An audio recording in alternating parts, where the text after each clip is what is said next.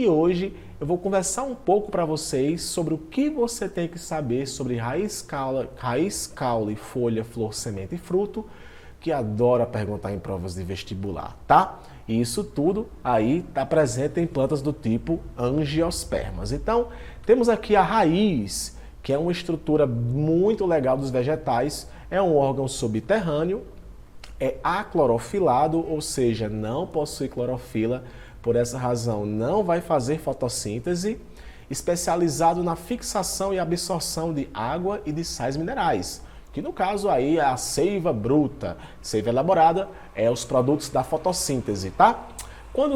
Quase sempre a raiz é originada a partir da radícula do embrião localizado na semente. Então a semente vai ter uma radícula e a partir dela é que vai estar dando origem à raiz. Patrick, se eu cortar a raiz, a planta morre? Morre, meu querido, porque você vai ver aqui que ela possui estruturas que são fundamentais para a questão da nutrição do vegetal, tá? E até do crescimento. Tem a coifa, que é uma região de diferenciação, tá? São células formadas por meristemas, que nós chamamos.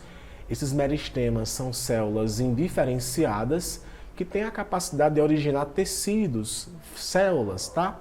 Então, essa coifa ela é fundamental para o crescimento do vegetal. Se essa coifa for cortada, compromete o crescimento do vegetal. Eu tenho uma zona pilosa, que no caso é uma zona com pelo, tá? Só que entre a coifa e a zona pilosa eu tenho uma região de crescimento, que é justamente os meristemas se desenvolvendo e o vegetal começando a crescer, tá? Essa região pelífera é fundamental para a absorção de água e de sais minerais. E eu tenho aí essa região aí de ramificação, que ela de fato estabiliza o vegetal no solo, tá? Que é uma região que ela é importante para a questão da fixação do vegetal, tá? Existem alguns tipos de raízes que adoram cair para fazer vestibular. Essas raízes que ficam acima do solo são chamadas de raízes adventícias ou advênticas, tá? E eu tenho as duas raízes que são padrões, tá? A raiz axial e a raiz fasciculada. Uma é de planta dicotiledônea, a outra é de planta monocotiledônea, tá? A raiz fasciculada ela vai ser cheia de ramificações e a raiz axial ou pivotante ela vai ter uma estrutura principal e ramos que partem dela, tá? Aqui eu coloquei uma imagem que traz também os tipos de raízes, mas com algumas coisas marcantes. Como por exemplo, olha só, a batata doce é um tipo de raiz tuberosa. Olha que interessante. Batata doce, tipo de raiz tuberosa. A batata inglesa, ela vai ser caule, tá? E vai ser uma raiz, vai ser um tubérculo. Lembrei agora, tubérculo é um tipo de raiz. Tubérculo é um tipo de caule. Tuberosa é um tipo de raiz. Patrick, é porque vocês não me confundem, né? Aqui eu tenho raiz fasciculada, eu tenho aqui esse nílio, eu tenho aqui esse imbê. Então eu vou ter aqui esses diversos tipos de raízes que, dependendo do bioma que essa planta se encontre, a raiz ela é adaptada a viver naquele ecossistema, ok? O caule é uma estrutura de sustentação e também transporte de seivas e vai ter diversos tipos de caule. Quem nunca subiu em cima de uma árvore para chupar uma fruta não sabe o que é ter infância, porque quando a gente é criança a gente faz isso, né? Tenho aqui também a batata, olha só. Voltar aqui, viu? Ó. A batata doce é uma raiz tuberosa. Já aqui, a batata inglesa, tá? É um tubérculo, que é um caule subterrâneo, que armazena substâncias energéticas, tá? Eu tenho aqui no caso da bananeira, que não é a banana em si, a banana vai ser um fruto. Mas a bananeira, o seu caule é na horizontal, olha que legal. É o que nós chamamos de rizoma. E eu tenho aqui um bulbo, que também é um caule que vai armazenar muita energia, muita substância energética para a planta, tá? Que a cebola vai acabar sendo um desses tipos. Alguns vestibulares tradicionais, eles gostam de fazer essas perguntas. O que é uma raiz tuberosa? O que é um tubérculo, tá? Então, tubérculo, batata inglesa. Raiz tuberosa, batata doce. Mano, como é que a pessoa vai lembrar disso, né, mano? Mas enfim. As gemas caulinares são formadas por grupos de células meristemáticas. Meristemáticas são células que têm potencial de se tornar qualquer outro tipo de célula, tá? Capazes de se multiplicar ativamente por mitose.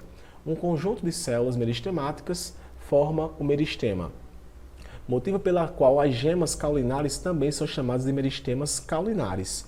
Então, olha que legal, eu vou ter um meristema apical e um meristema terminal. Isso é bem interessante porque nessas regiões acontecem divisões celulares consecutivas que faz com que ocorra o surgimento de tecidos. Eu não vou dar spoiler agora dos tipos de tecidos que os vegetais possuem, porque são nomes bem complicadozinhos, mas de fato esses meristemas eles são importantes para o crescimento primário do vegetal, que é o crescimento vertical, e o crescimento secundário, que é o crescimento horizontal do vegetal, tá? E aqui eu vou ter vários tipos de caule, eu não vou falar sobre eles, aqui eu coloquei mais por curiosidade mesmo. Aqui você vê a cana-de-açúcar, que é um tipo de colmo que você conhece muito bem, tá? Porque você já viu. Aqui eu tenho o bulbo, que eu já falei para vocês. Aí tem a gavinha, que é um vegetal, um caule que acaba se enrolando em alguns substratos para justamente facilitar o processo de fotossíntese, tá? E, cara, é muito louco, mano, o caule. Folha é uma estrutura importante para o processo de fotossíntese, tá? É uma estrutura clorofilada, isso porque é rico em cloroplasto, que por sua vez é rico em clorofila. É um órgão que é uma folha porque é fina, né? E é laminar. E é o órgão sede da fotossíntese. Então pensa duas vezes quando você arrancar uma folha de um vegetal, tá? Aqui eu tenho os diferentes tipos de folha, tá? Folha completa, folha incompleta, folha invaginante, folha acróia, folha séssil. Então, uma folha completa ela vai possuir o limbo, que é essa região aqui segmentada, vai ter essas estípulas, vai ter esse pecíolo aqui que vai sustentar a folha e vai ter aqui a bainha, né? Patrick, se eu chegar aqui e arranco essa folha, cara, tu tá matando o vegetal, né? Porque ele é autotrófico, então ele vai precisar da folha para poder fazer a fotossíntese, ok? Aqui eu tenho dois tipos de folhas também presentes em plantas dicotiledôneas e monocotiledôneas. Eu tenho a folha que eu chamo de Paralenívea e a Perinervias. Que nomes difíceis, mas é isso mesmo, tá, pessoal? Tem os espinhos, que são folhas modificadas. Eu que moro aqui no Ceará, os vegetais aqui, a maioria são xerófitos, ou seja, vegetais que são adaptados à escassez de água. E para não perder tanta água com as folhas, com a folha tradicional, esses vegetais acabam aí tendo tiveram uma adaptação e formaram espinhos, tá? E esse espinho aí, ele é importante porque ele impossibilita que o vegetal perca tanta água através de uma folha normal. Então, no caso do cacto, das cactáceas, a fotossíntese acontece no caule, por isso que ele é verdinho, tá? Tem aqui também as brácteas, que também é um tipo de folha bem conhecida aqui, ó, que protege aqui a região floral, tá? Tem aqui a gavinha e o fruto. Vou conversar um pouco sobre o fruto, né, meu filho? Não esqueça, o óvulo origina a semente e o ovário se hipertrofia e origina o fruto. Só vai ser fruto quando vier do ovário, tá? Eu coloquei aí esse exemplo aí, que aparentemente tende a ser uma maçã, mas a maçã é um pseudofruto. Maçã, caju, morango, é tudo fruto falso, porque não, aquela estrutura que você come não vem do ovário, tá? Aí aqui eu tenho o epicarpo, o mesocarpo e o endocarpo. Literalmente o que tu come é o epicarpo e o mesocarpo, tá? Dependendo do vegetal, do fruto, é muito gostoso. O epicarpo resulta da epiderme externa do ovário, o mesocarpo forma-se do tecido médio do ovário e o endocarpo resulta-se da epiderme interna do ovário. Jamais tu vai encontrar isso na prova de vestibular. Tá? Eu coloquei aqui só para poder você entender a origem dessas estruturas, tá? Agora isso aqui sim, viu? Fruto paternorcárpico. São frutos que não possuem sementes e o ovário se desenvolveu. Isso pode acontecer por conta da indução de alguns hormônios, tá? Como por exemplo o gás etileno, ele pode fazer com que isso aqui aconteça.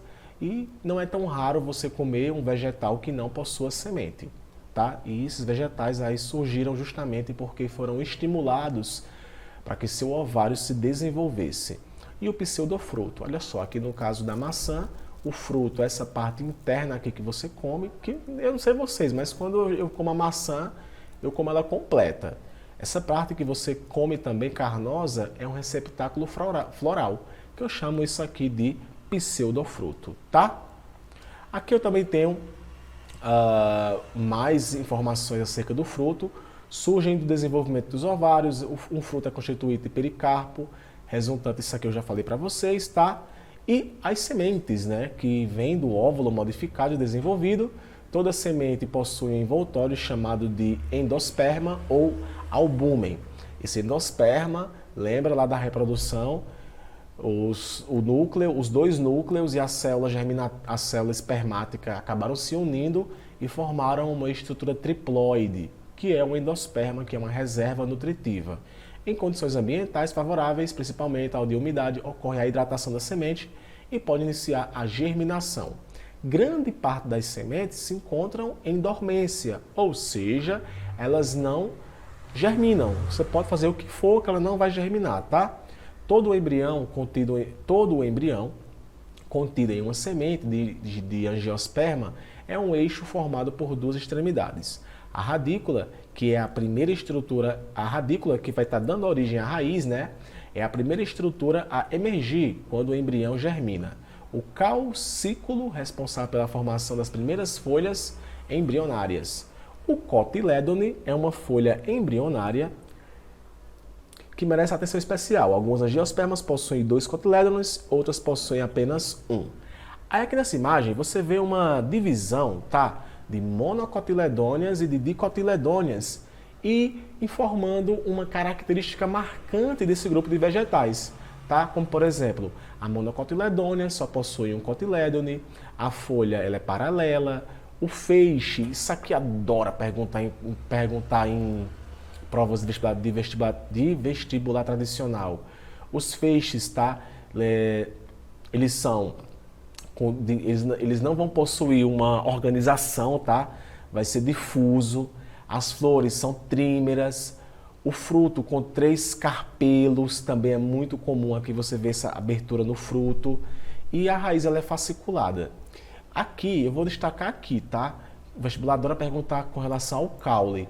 Olha só a organização do caule liberolenhoso de dicotiledôneos. Ele vai ser ordenado. Então, se eu fosse você, para marcar essa informação chata, eu marcaria isso daqui, tá? É a minha grande aposta para provas de vestibular. Então, gente, essa foi mais uma aula aqui minha no perfil da Passei Direto. Eu espero muito que você tenha assistido a aula completa e tenha gostado. E vai agora assistir nossa próxima aula sobre hormônios vegetais, que eu tenho certeza que você vai gostar. Um beijo e até a próxima aula. Tchau, tchau!